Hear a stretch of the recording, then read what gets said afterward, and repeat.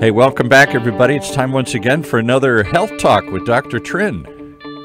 The one show, the only show maybe, that tries to put complex, scary ideas into simple terms we can all wrap our heads around and answer some of the questions on all of our minds these days, like during this crazy COVID crisis.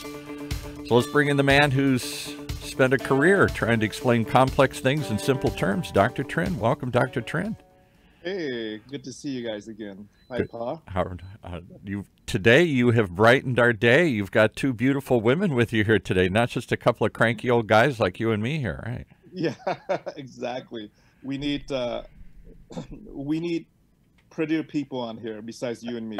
I think so. We need something to get people to get up this early and to watch us do all this. So introduce your guests. Who'd you bring along with you today? Yes, longtime friends of ours, Amy, Natal. Amy is in the business world, and she has a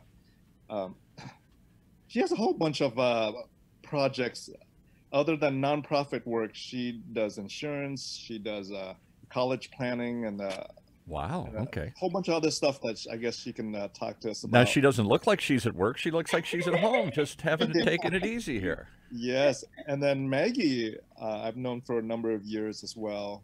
And she works with, is it credit bank and lending in that industry? Is that right, Yes, Maggie? banking industry. Yes. So we got bankers, we got counselors, we got insurance agents. What are we talking? What could they tell us about health today here? Talking about protect people with masks. Ah, okay, all right. Now it's becoming clearer to me here. All right. So they're part of a project that you've known for a while here. Yes, they are. We're actually all part of an organization called Tam Ky Project. Tam Ky is a Vietnamese pronunciation, but I want to let Maggie talk a little bit about it and how what we're doing now. Okay, and spell it for everybody, because I make it sound like when you pronounce it, it sounds like it should start with an S, but it's T-A-M, right? Yeah, it's Tamky. Okay. Tam Ky is the name of a small city in central Vietnam, and that's also my hometown. Okay. So that's how the name came about. Okay. All right. So Tam Ky Project is a nonprofit 501c3. We founded in 2016, but I started working on it back in 2013. So it's been like 7 years. I've been working on this project. I have a full-time job as a banker here. I'm an underwriter, managing a credit team, $500 million portfolio. Wow. So it's a demanding job, but in between, this is my passion, try to do something to give back to the hometown where I came from. So Tam Ky Project main focus is on helping the education of the kids in Vietnam.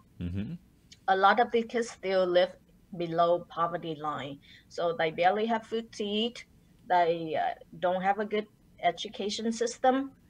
So last year we raised over 150,000. We built 2 schools there in the Highlands. We built bridges so the kids can cross the river safely to go to school.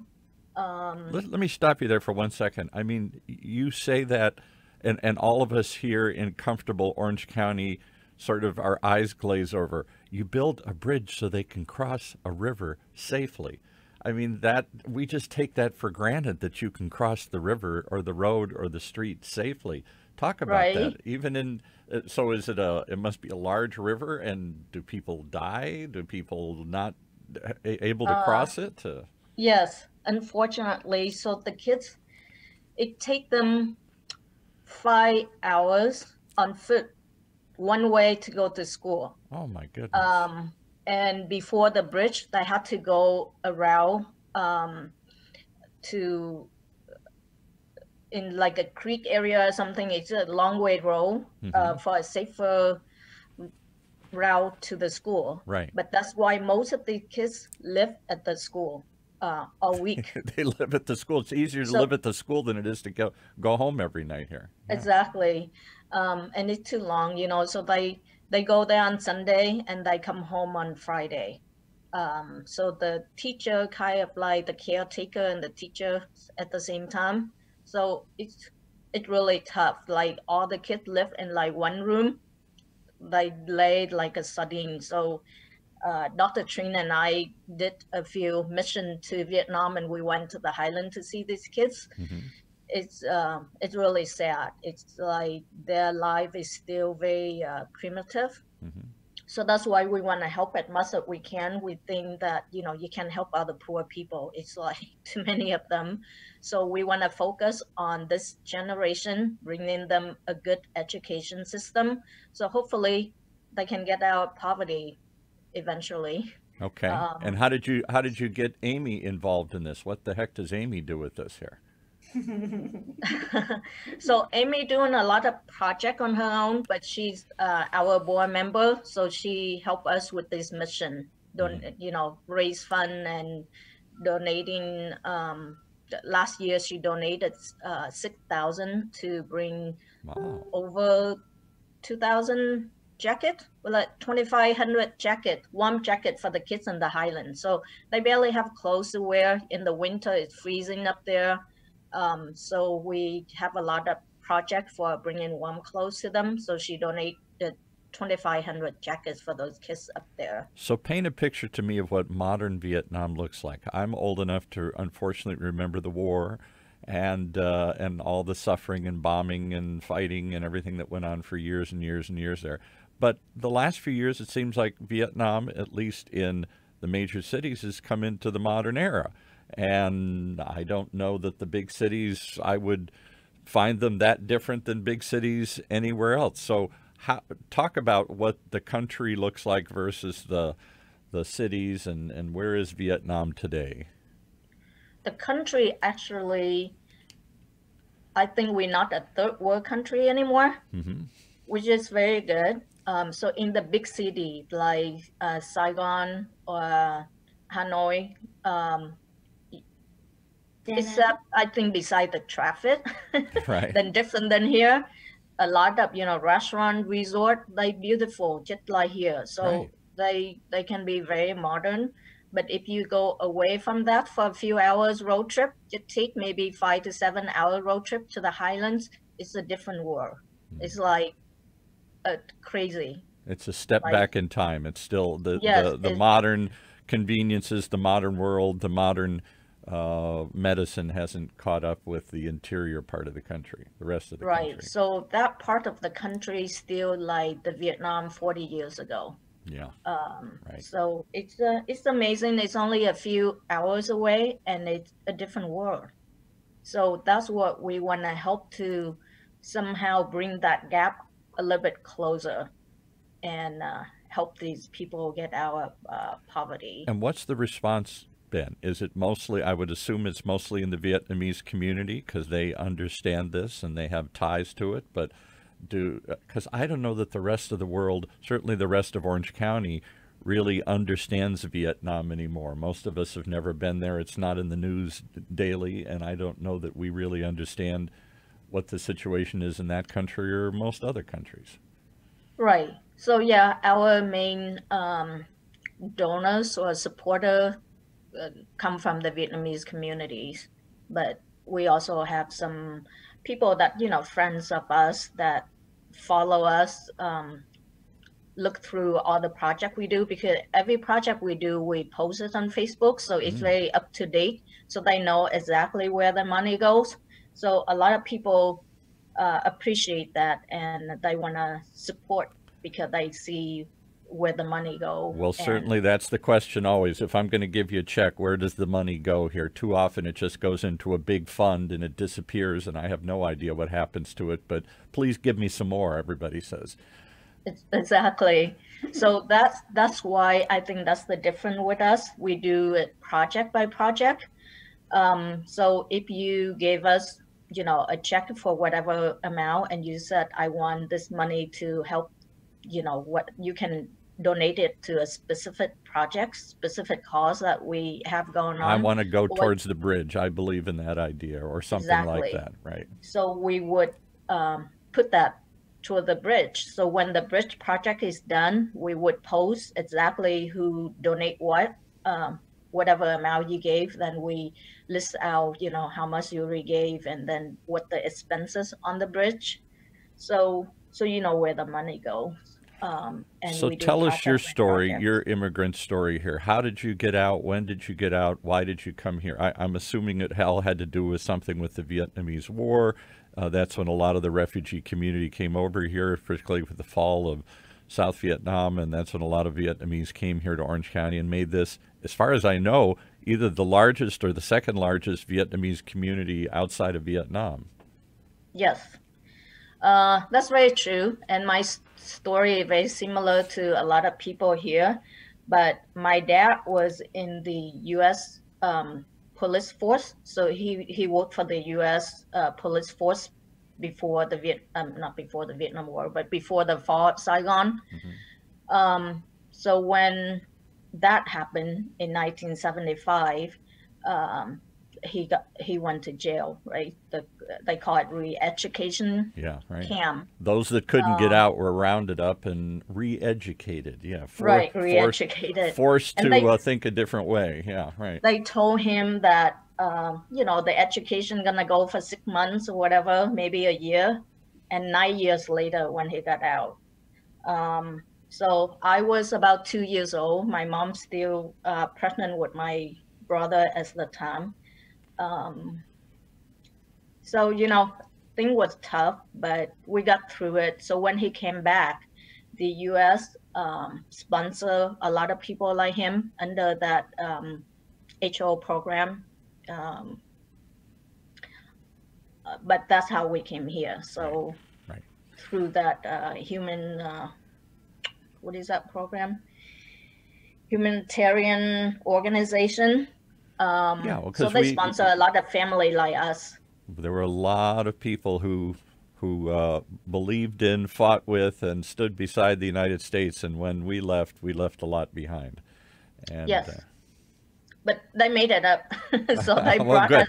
I'm glad. I'm not always sure we lived up to all that. But so you came here in what, the 70s or whatever? And no, then... I came here in 91. 91. Okay, right. Yeah, so that was 30 years ago. Okay. It's been a while, but yeah. So we came here in 91, and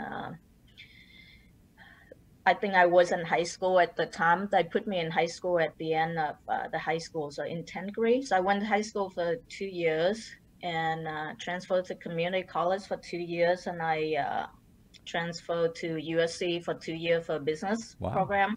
Okay. So I got my business degree at USC, and so that's the American fans. That's the American dream. That's what my grandparents went through. That's what everybody. That's what makes America great, in my opinion. Not to get too political here, but it's this influx of people desperate for a new life who will do anything, believe in the American dream completely, that keeps this whole thing alive and keeps us who we are. So exactly. So what makes you want to go back and give back then? I'd be like, oh, forget that after what they did to us, and I'm not going back there again. So that's that. I mean, I felt like I have achieved my American dream after I got my job, you know, got my parents a house, and I wanted to give back. You know, I volunteer with a lot of local charity here, but deep down, I know a lot of kids still left behind in Vietnam that still live the life I used to live. So, and I want to help to improve that somehow. And I started out, you know, very small, just help it out myself. And then eventually I'm like, I can't do this all by myself. So I'm getting friends to help.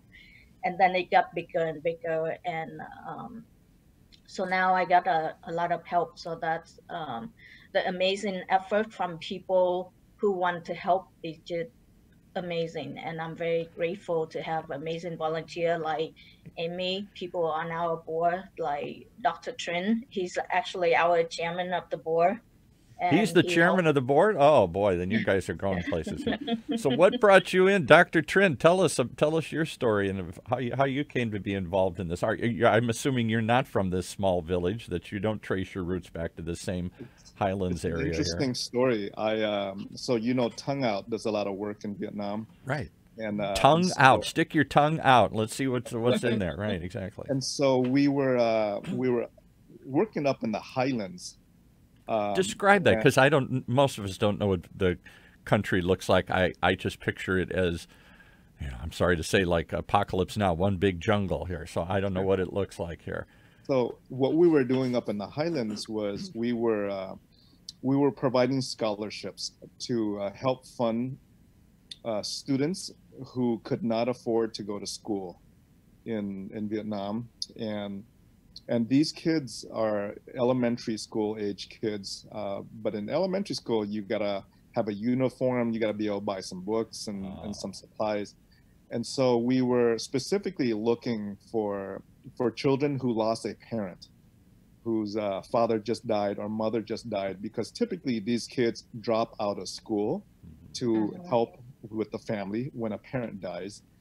And so what's interesting is that I was looking for local partners up in the highlands, and I found some local partners who identified children who just had a parent die.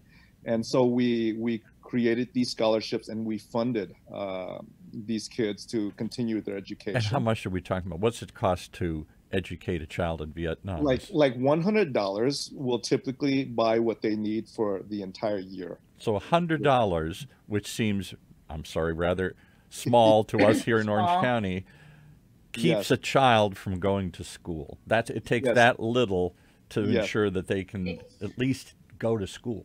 Yes. It depends on the region and of course the expenses of that region, but yeah, it ranges from 100 to 400, depends on the region. It varies.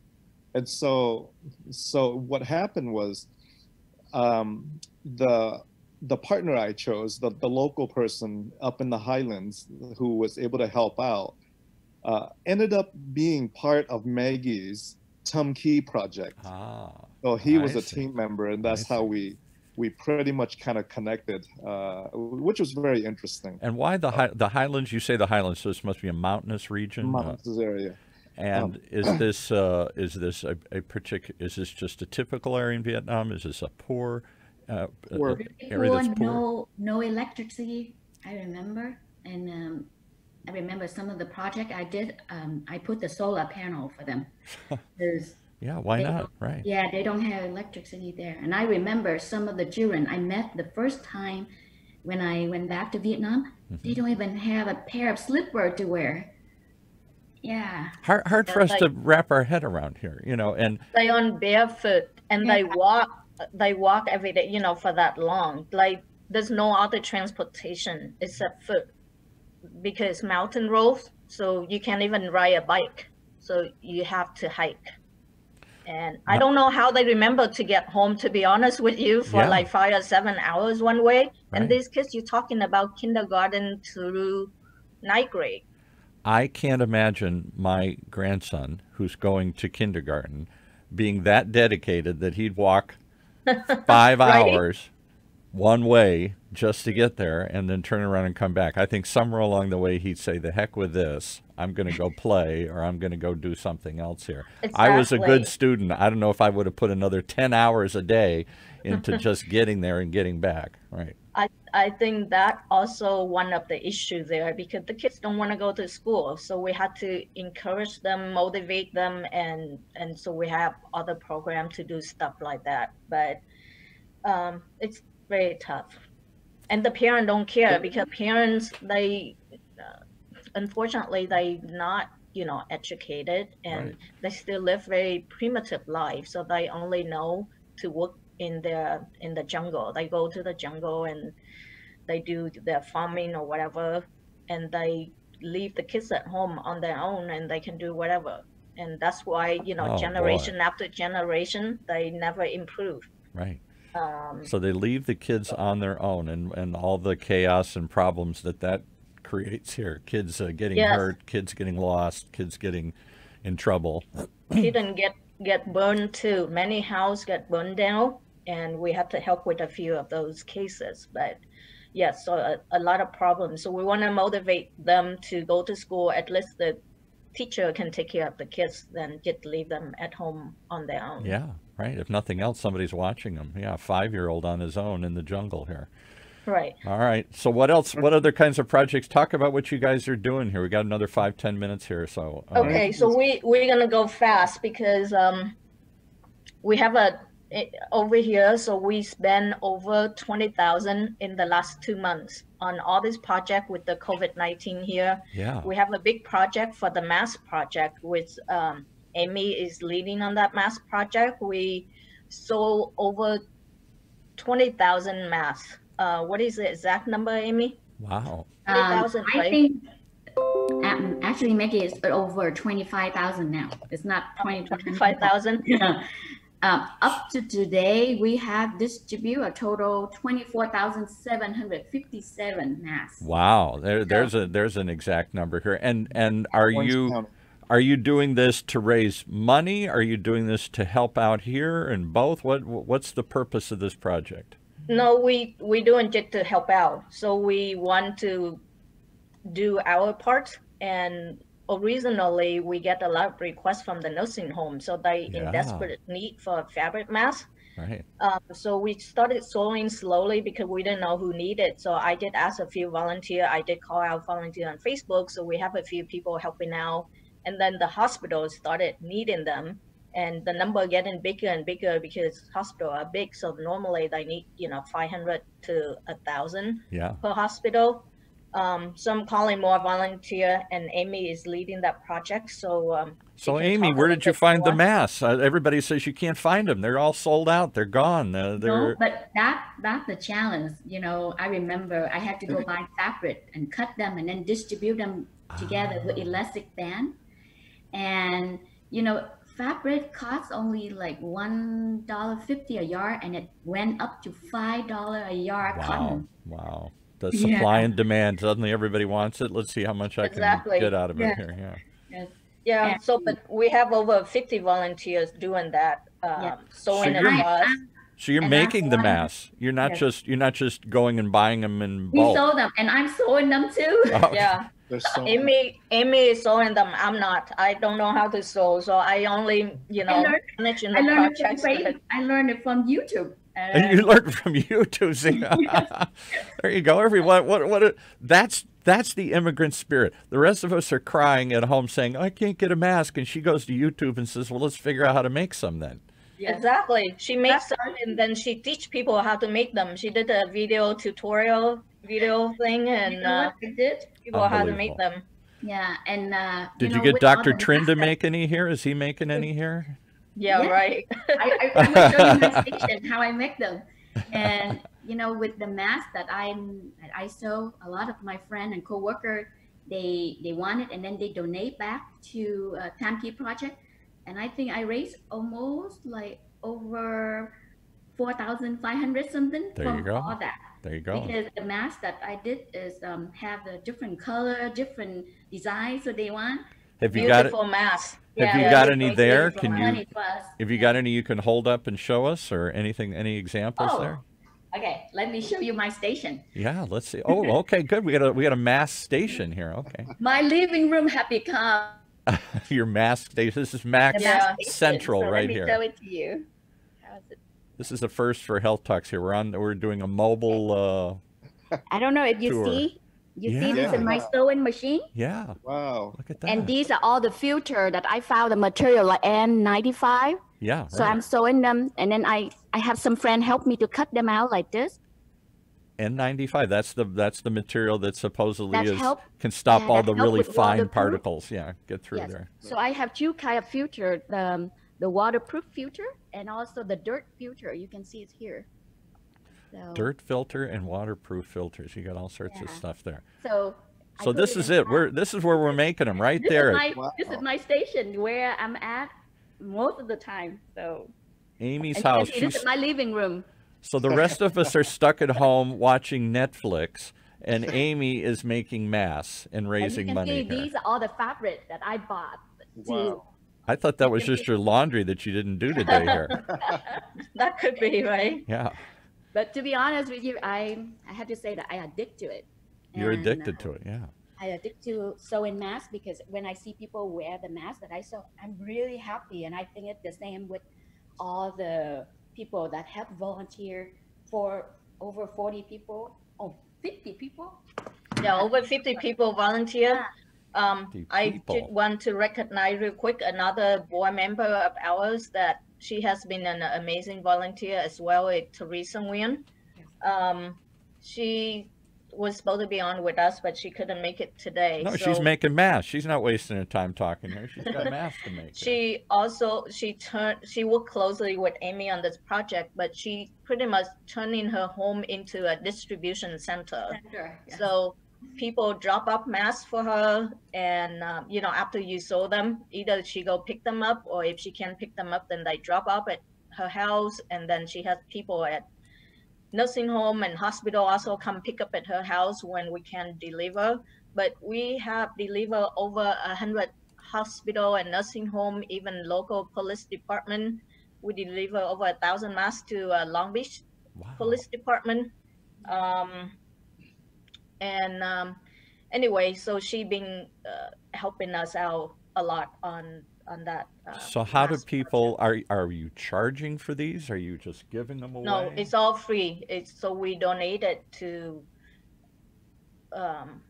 all the hospital and nursing home or wherever people need it. We also send to New York, hospital in New York, New Jersey, and Idaho, Colorado, Texas, Nevada, and many cities all over California. So it's amazing. There's a link that you can go to that it lists all the hospitals that need in masks at any state. You can click on any state and they give you a list of all the hospitals that need in the mask. I had no idea. Somebody's smart enough to put that together. Calling all these people, and she shipped them to wherever people need it. So that's where our 20,000 masks has gone to. So Dr. Trinh on an earlier show said to people very casually, if you need a mask, we'll get you a mask. And I thought, yeah, okay, right. That was just one of those, you know, things you throw out. I'll find you a mask somehow here. Hey, we got any masks over there? But he really, this is real. So if somebody really needs a mask and they're listening to this morning, is there a way they can, I hate to say this, call you up, reach out, go get one somewhere here? I think we save mostly for frontline workers. Right. Nursing home. So we don't sell them, but so people can donate. So say an organization out there needs masks. Say there's a lot of senior centers. There's a lot of other places that are still struggling to come up with enough. Because are these do you just use them once and throw them away, or are these reusable? No, masks? these are reusable because fabric. So you can, and then like a slot that you can put the filter in there. Right. You can throw away the filter and then you can reuse the mask. So that's why it's helpful. You can wash the fabric and throw away the filter and put another filter in there. Okay. Yes. What are some of the local hospitals here in Orange County that you've been to? I've seen a lot of your pictures on Facebook, Amy, at different ERs and hospitals. I would like to share too that, you know, last week is a Nurse Appreciation Week. So we did 1,000 gifts to all the nurses at all the hospital and home care senior center. And I can, all the little hospital, I can give you a sample, like Chalk Hospital, San Joseph Hospital, Anaheim Regional Hospital, LA Hospital, Hook and Irvine, and the list can go on because we have a list of over 100 hospitals. So I know we don't have too much time, so Amy talked to them about the 500 meals. So we deliver over this is just donated meals. We donated 500 meals from local restaurant directly to the healthcare workers. That makes sense over too, right? 5 hospitals: Riverside Community Hospital, St. Joseph Hospital of Orange, Anaheim Regional Medical Center, Chapman Global Hospital, Orange County Global Medical. Now, Is that you're putting me to shame. I'm sitting here as a good American, you know, angry at somebody didn't do something in this crisis. I'm mad that I can't get a test. I can't get a mask. Gimme, gimme, gimme, gimme. You guys are giving rather than asking. Here's a charity that was created to help children, poor children back in where you came from. And all of a sudden you pivot and say, well, there's another need here. Let's jump in and do that. And suddenly Amy's making masks and teaching yourself how to do this, and you're giving them away and you're delivering meals. Why? I mean, this is what you're putting me to get. shame. I feel awful. I'm doing nothing to help other than complain. I think it's amazing how we help people and we feel so good that we forget the real problem, right? It can be really depressing if you think about all the stuff going on. Yeah. But we're so busy doing all this stuff, so we don't even, you know. You're not depressed? You're not angry? My 2 months went by so fast, and actually I'm missing the busy time, and I'm missing those smiles when people look at me, you know, with the grateful, you know, look. I can't describe it, but then that's what keeps us going.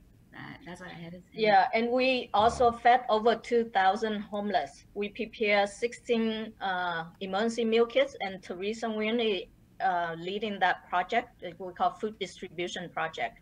But well, I expect you to say that you're also working on a cure for COVID, and you're going to have that by Tuesday, and you're going to well, that comes next with Dr. Trinh. He's in charge of that. He's in charge. He'll have a cure by Tuesday. What's the problem here? We just roll up our sleeves and get to work here. That is the spirit that we all want more to follow. And I say it's the immigrant spirit. It's the spirit that brings people here, that creates that kind of hard work and determination. Get out of the way. I can do anything. If you just give me the freedom and the opportunity, I can do it. And too often we lose that along the way. We forget. We fall into, well, wait a minute. It's not, as John Kennedy said, ask not what your country can do for you. Ask what you can do for your country. Exactly. That's my favorite quote. Yeah, right. And we forget about that. It's all about, what are you going to do for me? What's the government going to do for me? What's somebody else going to do for me? Why don't we just get on YouTube and figure out how to make some masks and help ourselves here? Exactly. The link, I can send it to you, how to make it. Yeah, she can teach us now. Right. Paul, that's the message we want to get out, right? There's no point of complaining. You're not going to be able to change. Do something that you able to change, you know, change one life, change one person. Maybe you just change yourself today here. Yeah. Exactly. Change one person at a time, or, you know, just one act of kindness at a time. It adds up, just like everything else. Well, so spread the love, not hate. Spread the love, spread the hate. Spread the love, not the hate. Don't spread the virus. Yeah, don't spread the virus. Okay. So how do people spread some money your way? How do they help you? If I'm too lazy to get out and make masks and I just want to write a check or give some money here, what can I do to help you? You can donate directly on our website at tamkyproject.org. So it's TAMKY Project, PROJECT.org. Tom, I want to say it like I'd say it, but it's not the correct way. Tam Ky, TAMKY. And how do you pronounce it? Tam. Tam? Tam, yeah. Okay. That's good. It's like I love to eat Vietnamese pho, and only it's spelled pho. And I never know why they spell. You got that one down. That's I got that one down. A lot of people don't say it correctly, so that's pretty good. All right. Well, one more time. I'm not even going to try and say it right. I'll say it so everybody can spell it. Tam Ky, TAMKY Project.org. These people aren't just helping others where they came from. They're helping others in our own community here, creating masks, literally making masks, giving food, helping the homeless. Anywhere they see a need, these people are jumping in. I want to applaud you. I want to salute you. And I want to encourage you to keep going, because we need more of that. Too much complaining, too much anger, not enough action going on in the world out there today. Thank you so much. Any final thoughts, Dr. Trinh? Got me thinking Key here. Awesome organization, awesome friends, and And anytime you guys want to volunteer and participate, yeah, go to the website and shoot us an email or a Facebook message. We're all over Facebook. How do you find that? I'm going to tell you one. Maybe this is. I hope I don't offend or embarrass anybody here, but I met a group of years ago when I came to Orange County. I did some work with a group of Cambodian refugees. And they worked all morning, running their donut shops, and then they went and ran a second business at night, and they worked 7 days a week. And one day after I'd known, they said, "You think we're kind of crazy, don't you?" And I said, "Well, you know, you work like round the clock all the time. Yeah, you never enjoy it." And he said, "I'll tell you what," he said, "when we came to this country, we had nothing. And we felt like the streets were paved with gold, and most Americans were too lazy to reach over and even pick it up." And I say that only because there is a spirit that comes out of adversity, out of struggle, that I look at you folks and I say, oh my God, I think I don't have time to do anything. And you've got full-time careers, you're successful, and yet you still find extra time to do this. I think it's an inspiration to all of us. And again, I say it's something that too many Americans, me included, I'm gonna get choked up here, forget about along the way here. So I really do. I really think you guys are doing great work. The Tam Ky Project. Okay, any last thoughts? Thank you. Amy, anybody else? Anything else? I want to say something. Okay. I say you have to be, I'm warning you, once you start to do charity, you will get addicted, just like me. I'm warning you. Don't, watch out. You're going to get caught up. You will get addicted. Yeah. Yeah. Can I have last shout out Sure. to one person that I forgot to mention is Elizabeth Young is also one of our board member, and she managing a project for Meal of Wheels to help deliver food to the senior. That's a great project. We've had the people from Meals on Wheels here in Orange County, and I'm telling you, there's a need out there. My aunt was one of them, my late aunt, who was homebound and couldn't get out, and she didn't have any kids, and she lived far away, and that's the only thing that kept her alive. The only person she saw each day was the person who delivered the Meals on Wheels. She looked forward to Tony coming by and giving her meal once a day, and I felt good knowing not only she was alive, but that, you know, she was going to survive that day here. It's Yes, even here in Orange County, there is a need. There are lots and lots of seniors shut in right now. Go talk to one of them. Yes, so we help with a lot of that, but personally, Amy and Teresa also shop and deliver a lot of fresh produce to the senior around Central Orange County, and we donated all that food, but they were very grateful to receive those. Well, I'm going to go home. Yeah, Shame so on me. Elizabeth were doing, she shop and deliver over 2,000 worth of diaper, formula, feminine hygiene product to the Village of Hope in Tustin. There you go. Wow. So anyway, that's concluded. The Village of Hope got more hope from what you guys are doing. Well, keep up the good work, and I hope you'll come back and tell us more about what you're doing. And as projects come up, let's see if we can't get some more involvement. Let's see if we can't get some more masks made. Let's see if we can't get some more people addicted to this doing good like you guys are doing here. Thanks so much for coming on today here. Thank you for having us. Okay. Thank you. Bye-bye. Well, there you have it, another example of the people doing good work. You can do well by doing good. So, well, what are you waiting for? Tune in each and every week here in Orange County's only community radio station, OCTalkRadio.net.